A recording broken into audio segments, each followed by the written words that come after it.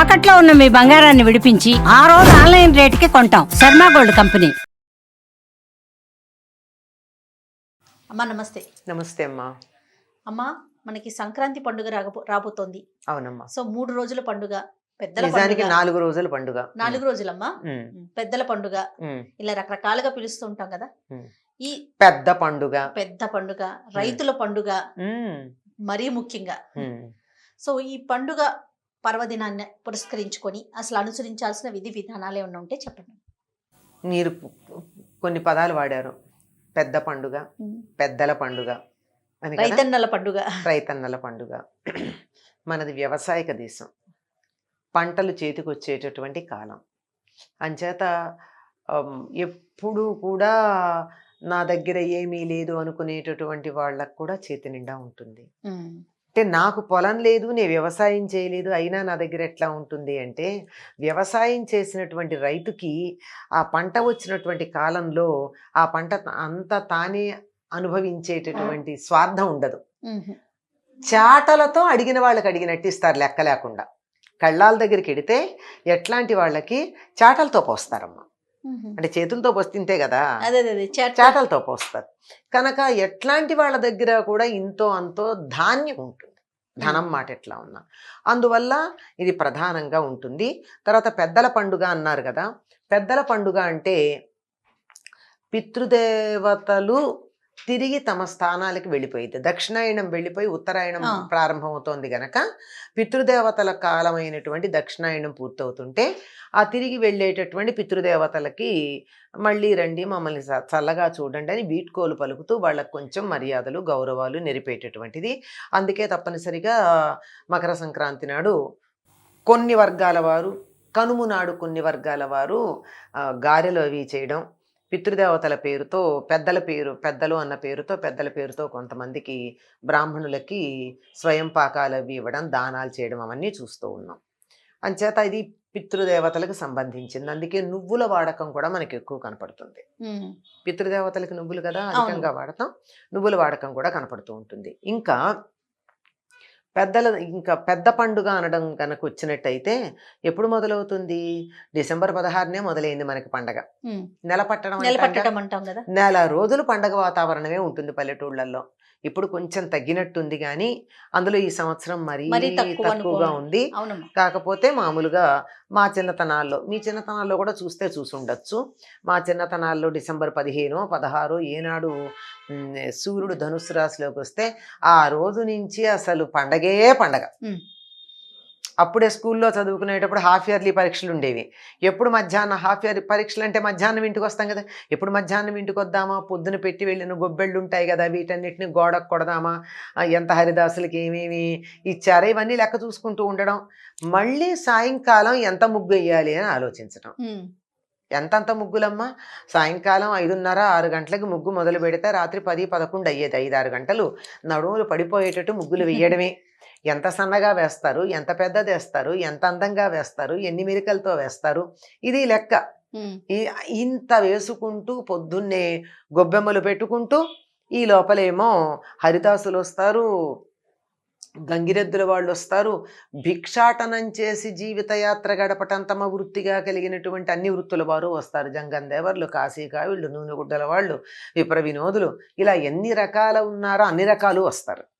వీళ్ళందరూ ఈ పంటలు బాగా ఉన్నాయేమో ఇంట్లో తెచ్చి ఇంకా బస్తాలకు ఎత్తకుండా రాసులు పోసింది ఇంట్లో పిల్లలు సరదాగా చాటలతోనో లేకపోతే అడ్డలను ఉండేవి పూర్వం, కుంచాలు అడ్డలు అని, వాటితో తీసి పోషిస్తూ ఉండేవాళ్ళు. పిల్లల చేతులు ఇంతే ఉంటాయి కదా, అందుకని అడ్డతో తీసుకెళ్ళి పోయడం.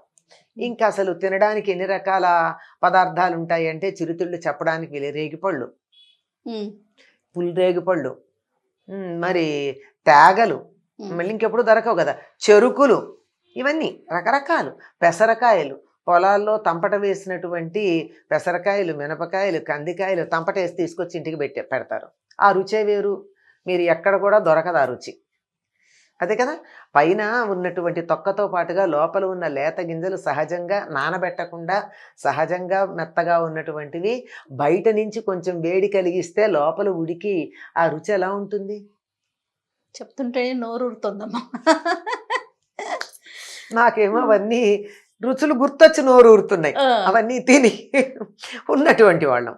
కనుక ఇలాంటివన్నీ చాలా ఆనందంగా ఉంటూ ఇంకా ఎన్ని రకాలైనటువంటి ఈ భిక్షాటనతో వృత్తిగా, అసలు భిక్షాటన వృత్తి మన దేశంలో కొంతమందికి. అవును అవును. అట్లా వచ్చేవాళ్ళు వీళ్ళందరితోనూ పండగ వాతావరణం ఉంటుందమ్మా.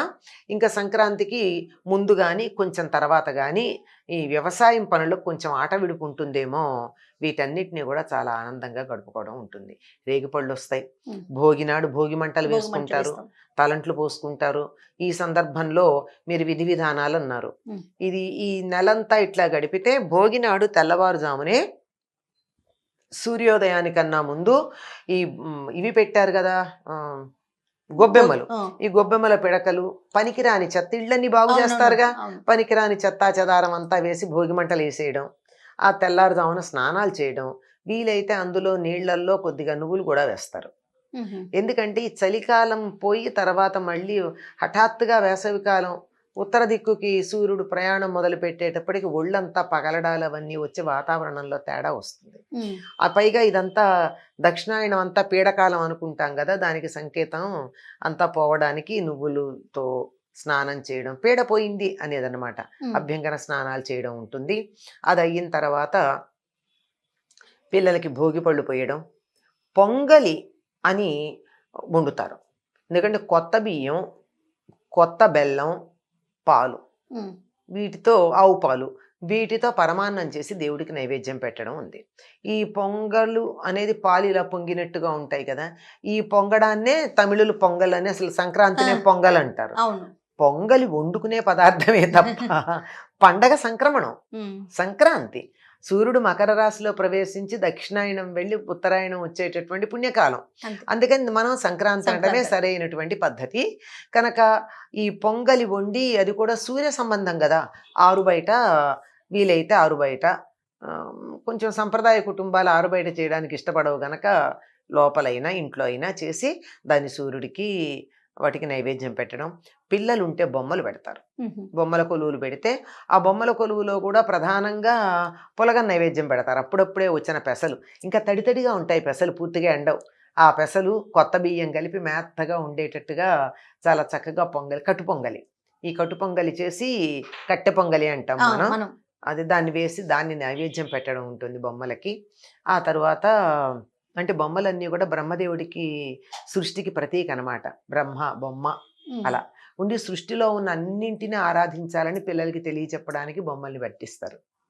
అందులో అన్నిటికీ హారతి ఇచ్చి పూజ చేస్తామంటే ఏంటి, అందులో పెట్టిన సింహం బొమ్మ, పులి బొమ్మ కూడా మనకు పూజించదగినవే కదా.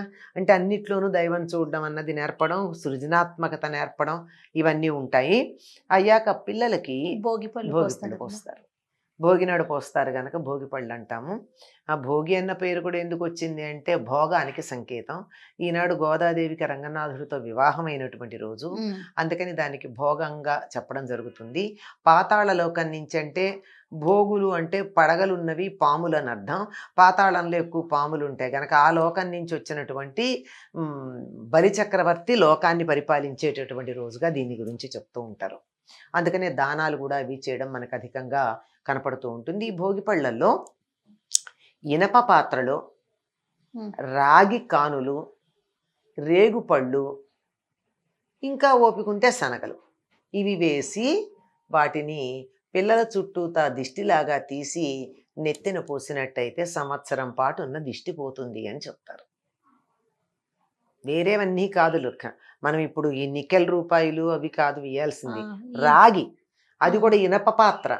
ఆ కుంచాల్లో పోసేవాళ్ళు అప్పుడు, కొల పాత్రలు ఇనప ఉండేవి కదా, అవునవును. ఆ ఇనప కుంచమో అడ్డో ఏదో తీసుకుని సేరో దాంట్లో కొన్ని రాగి డబ్బులు వేసి, పైగా ఈ రేగుపళ్ళు అవి ప్రధానం, ఇంకా శనగలు పూలు లాంటివి మన ఇష్టం.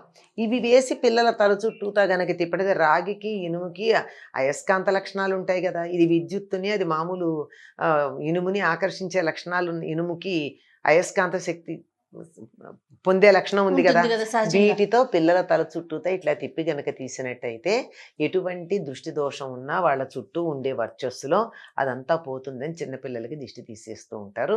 దాన్ని అందులో ఆ దిష్టి తీసినప్పుడు ఆ రేగిపండు కానీ శనగలు కానీ కింద పడితే ఇంట్లో వాళ్ళు తినకూడదని చెప్తాం కదా, అవును. రాజకానులు కూడా ఎవరైనా సరే దిష్టి తీసేస్తారని. అలా తీసి తమకున్న విభవం కొద్దీ 10 మందికి పంచుతారు. తాంబూలాలు పంచుకోవడం ఉంటుంది. ఇక్కడ తెలంగాణ మహారాష్ట్ర ప్రాంతాల్లో అయితే నోము అని చెప్పి ఏదైనా ఒక వస్తువు 13 సంఖ్యతో ఉండేవి పంచుతారు. ఇక్కడ నోము అంటే 13 లెక్క. అవును. అలా ఎందుకంటే ఇలా ఈ నోముగా మేము వ్రతంగా పంచుదాం అనుకుంటున్నాము, ఈ పంపకం చేస్తున్నాం అని చెప్పి అలా పంచే పద్ధతి ఒకటి ఉంది. అదొకటి ఉంది ఇక్కడ. ఓకే. ఈ రకంగా సంక్రాంతిని ఈ విధంగా గడుపుకోవడం. బాగా నువ్వుల వాడకం ఎక్కువ. నువ్వుల పంట వస్తుందన్న దాంతో పాటు చలి ఒక్కసారిగా హఠాత్తుగా ముదిరి వెంటనే తగ్గుతుంది. దానికి మన శరీరానికి స్థితి రావాలి అని చెప్పి ఇది భోగినాడు చేసినట్టయితే, ఇక పండుగ నాడు మకర సంక్రమణ నాడు ఇంట్లో పండగే గనక ఇంట్లో ప్రకృతి లక్ష్మిని, భూలక్ష్మిని, లక్ష్మీనారాయణుల్ని వీళ్ళని ఎవరిని పూజిస్తారని అడుగుతూ ఉంటారు. ఏమిటో మన ఇంట్లో పూజ చేసుకునే దేవుడిని, నిత్యం చేసే దేవుడికే పూజ చేస్తారు. చేసి కొన్ని వర్గాల ఇళ్లల్లో ఇవాళ పితృదేవతలకు పెట్టుకోవడం ఉంటుంది పండుగ రోజు. ఎందుకంటే సంక్రమణం జరిగే రోజే కదా పితృదేవతలకి అర్ఘ్యాలు ఇచ్చుకోవడం. ఇంకా కొంతమంది అయితే పిండ ప్రదానం చేసేటటువంటి వాళ్ళు కూడా ఉన్నారు. ఇవేమీ చెయ్యలేమో అనుకుంటే ఒక బ్రాహ్మణుడికి ఆ పితృదేవతల పేర్లు చెప్పుకుని వాళ్ళకి స్వయం పాకం ఇస్తూ ఉంటారు. ఎవరైనా భోగినాడు ఏ కారణంగానా భోగి పళ్ళు పోసుకోవడం కుదరకపోతే పండగ నాడు పోసుకోవడం. మళ్ళీ బొమ్మలు ఉన్నాయి కనుక వాటికి హారతి ఇచ్చి మళ్ళీ పేరంటం చేయడం. అంటే అందరి ఇంట్లోనూ ఒకే రోజు అయితే పేరంటాలు కుదరవు గనక పంచుకుంటూ ఉంటారు. మా ఇంట్లో ఒక రోజు, మీ ఇంట్లో ఒక రోజు అని చెప్పి ఇట్లా చేస్తూ ఆ రోజంతా ప్రధానంగా భోగినాడు పిండి వంటలు, కొత్త బట్టలు, ఆనందాలు. అంతే. సంక్రాంతి నాడు ఈ ఉంటే పితృదేవతలు గారెలు కూడా చేస్తారు. ఎందుకంటే మినుము చేయాలి కదా పితృదేవతలకి, అవి చేయడం. లేదంటే పూజలు పునస్కారాలు వాటికి కేటాయిస్తారు. ఇంకా 3వ రోజు కనుము ఉంది. కనుము అన్నది పశువుల పండగ. మనం ముందరే చెప్పుకున్నట్టు ఇది వ్యవసాయక దేశం గనక ఈ వ్యవసాయం వల్ల మనకొచ్చే పంట పండేది ఏదైతే ఉందో దీనికి సహకరించేటటువంటి వాటన్నింటినీ వారందరినీ కూడా గౌరవించే రోజు. వాటిని అని ఎందుకంటున్నాను అంటే, వారిని అంటే మనుషులు, పొలంలో పనిచేసిన రైతులు, పాలేర్లు మొదలైన వాళ్ళు.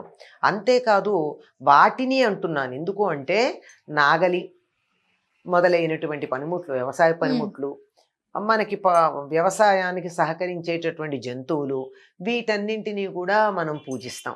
దీన్నే పశువుల పండగని కూడా అంటారు. అంటే ఆ రోజు పాలేరు లేక రైతు ఉంటే వాళ్ళకి మన ఇంట్లోనే యజమాని తన ఇంట్లో అభ్యంగన స్నానం చేయమని కొత్త బట్టలు ఇస్తారు. సంవత్సరం అంతా ఇచ్చినా ఇకపోయినా ఆ రోజు కొత్త బట్టలు ఇవ్వాలి. కొత్త బట్టలు ఇచ్చి వాళ్ళకి మన ఇంట్లో తలంటి పోసుకోమన్నారని మన ఇంట్లో పని చేయడానికి కాదు, ఆ రోజు వాళ్ళకి పూర్తిగా సెలవు. ఇప్పట్లాగా శనాదివారాలు సెలవులు లాంటి పద్ధతులు లేవు. ఆదివారం నాడు అన్నం తినడం మానం కదా, ఏం సెలవు? మనకు కొన్ని ఒక్కొక్కళ్ళకి ఒక్కొక్క రోజు సెలవు ఇచ్చే పద్ధతి ఉండేది పూర్వం. అంటే వ్యవహారం నడుస్తూ ఉండాలి, విశ్రాంతి లభిస్తూ ఉండాలి. చేస్తున్నటువంటి వృత్తిని బట్టి వాళ్ళకి సెలవు ఇచ్చేసేయడం, వాళ్ళకి ఇంకా మనం ఏమి ఇవ్వదలుచుకున్నాం అలాంటివన్నీ ఇవ్వడం. పిండి వంటలు కూడా మనం చేసిన వాళ్ళకి ఇచ్చి పంపించటం. కాకపోతే వాళ్ళు తీసుకోరు, ఎందుకంటే వారి వంటలు వాళ్ళు చేసుకుంటారు. వాళ్ళ ప్రత్యేకమైన వంటలు ఉంటాయి కదా, అందుకని ఆ వంటలు వాళ్ళు చేసుకుంటూ ఉంటారు. యజమాని ఆనాడు పశువుల శాల శుభ్రం చేసి, అంతకు ముందు రోజైనా చేసి ఉండొచ్చు, లేకపోతే ఆ రోజైనా పశువుల కొమ్ములకి రంగులు పూసి మెడలో దండలు వేసి బెదరగొట్టడం కాదులేండి. మెడలో దండలు వేస్తే బెదిరిపోతాయి పశువులు, కానీ ఇప్పుడేమిటో అది చేస్తారు. వాటికి తలకి రంగులేసి కడిగి వాటన్నిటిని చేసి వాటికి కూడా ఆట విడిపిచ్చేటటువంటి రోజు. పనులు చేయించరు వాటన్నిటికీ. అలాగే నాగలి మొదలైనవి, బండి, ఇలాంటి కాడి ఉంటాయి కదా, వీటన్నిటిని కూడా కడిగి శుభ్రం చేసి వాటికి పసుపు కుంకాలు పెట్టి పూజిస్తారంటే మన సంస్కృతి ఎంత విశాలం అంటే, మనుషుల్ని జంతువులనే కాదు, మనం ప్రాణం లేవని భావించే వాటిని కూడా చాలా గౌరవంగా మర్యాదగా చూడటం ఉంది. ఇంట్లో తప్పనిసరిగా మరి చల్లగుంజ అంటారు, అంటే మజ్జిగ చేయడానికి పాతినటువంటి, కవ్వం కాదు, కవ్వం కట్టడానికి పనికొచ్చే ఒక రాట ఒకటి ఉంటుంది ఇంట్లో పాతి. దానికి కూడా పూజ చేస్తారు. మామూలుగా ప్రతి శుక్రవారం ఆ చల్లగుంజకి పసుపు రాచి బొట్టు పెట్టి, కవ్వానికి కూడా కవ్వం పెద్ద ఇంతంత ఉంటాయి కదా కవ్వాలు, అట్లాంటి వాటికి పెట్టే పద్ధతి ఉందమ్మా. మా చిన్నతనంలో మేము చేసాం ఆ పనులు, అందువల్ల మాకు తెలుసు. ఇవన్నీ చేసుకుని వాటిని కూడా గౌరవించేటటువంటి రోజు. పశువులని పక్షులని కూడా, పక్షులు తినడానికి ఇంటి ముందు ఆ వరి కంకులు తీసుకొచ్చి ఒక కుచ్చులాగా కడితే పక్షులు వచ్చి తిని పెడతాయి. అంటే పశువులు పక్షుల్ని కూడా ఆదరించేటటువంటి ఒక గొప్ప సంస్కృతి. మన పండుగలో పశువుల కోసం ఒక రోజుని కేటాయించాం. ఇంకా ముక్కనుము ఉంది, తరువాత రోజున ముక్కనుము అంటాం. అసలు కనుమే మనకి ఈ రోజుల్లో ఎక్కువైపోయింది అనుకుంటే ముక్కనుము. ముక్కనుము అంటే కనుమ మర్నాడు. ఈ రోజునైతే ప్రత్యేకంగా చేయవలసిందేం లేదు, కానీ ప్రతిదానికి సెలవే. మనకు చూడండి, కొన్ని పండగలకి పండగ నాడు కాక మర్నాడు సెలవు ఉంటూ ఉంటుంది. మనకి న్యూస్ పేపర్ వచ్చేది కాదు అది వరకు పండగ మర్నాడు. ఎందుకంటే పండగ నాడు వాళ్ళకి సెలవిస్తే మర్నాడు పేపర్ ఎలా వస్తుంది? రాదు. అట్లా ఈ ముక్కనుము అన్ని రకాలుగాను ఏ పని లేకుండా ఖాళీగా ఉండేటటువంటి రోజు. అయితే ఆ రోజున సావిత్రి గౌరీదేవి వ్రతం అని చేసేవాళ్ళమ్మ పూర్వం. బొమ్మల నోము అంటారు. ఊళ్ళో వాళ్ళందరూ కలిపి చేయాలి, ఇది విడివిడిగా చేసుకునేది కాదు. ఊర్లో ఉన్న మహిళలంతా కలిపి చేసుకోవాలి. ఎవరి వ్రతం చేయాలనుకున్నారో వాళ్ళందరూ కలిసి ఒక చోటే చేయాలి ఒక ఊళ్ళో. ఎవరు 16 ఏళ్ళు చేయాలి, ఎవరు ఎక్కువ సంవత్సరాలు చేస్తే వాళ్ళు ఇంటో చేయాలి, ఆవిడ చెప్పిన మాట వినాలి. ఇది అట్లా ఇప్పుడు మనకు అయ్యప్పలో అలా చేయడానికి ఎవరన్నా చేయదలుచుకుంటే మొదలు పెట్టే రోజు ఈ ముక్కనుమ రోజున మొదలు పెడతారు. బొమ్మల నోము అనేది అపోతే చాలా అందులో ఎన్ని సామాజికమైనటువంటి అంశాలు ఉంటాయో నేను చెప్పలేను. బొమ్మల నోము నుంచి మనం తెలుసుకోవాల్సినవి. సరే, ఇట్లా 4 రోజుల పాటు విస్తరించినటువంటిది ఈ పెద్ద పండగ నిజంగా. ఎందుకంటే తప్పనిసరిగా ఆ అల్లుళ్ళు కూతుళ్ళు అందరూ ఇళ్ళకి వచ్చేటటువంటి రోజు. గ్రామం అంటే నిజంగా ఎంత ఆనందంగానూ ఉండేదమ్మా. ఈ మధ్య కాలంలో తగ్గిన ఈ సంవత్సరం ఎట్లా ఉంటుందో చెప్పలేం. పండుగ వాతావరణం ఉంటుందో లేదో, భగవంతుడు మేలు చేసి అటువంటి వాతావరణం మళ్ళీ మనకి కల్పించాలి అని మనస్ఫూర్తిగా ప్రార్థిద్దాం. అంతేనమ్మా. నమస్తే.